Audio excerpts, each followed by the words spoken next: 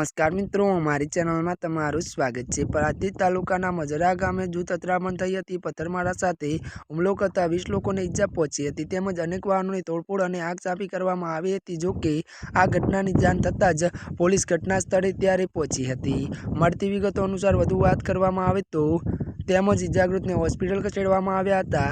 આ અંગે મળતી માહિતી પ્રમાણે ધાર્મિક કાર્યક્રમ યોજવામાં વિવાદને લઈને બે જૂથ સામસામે આવ્યા હતા।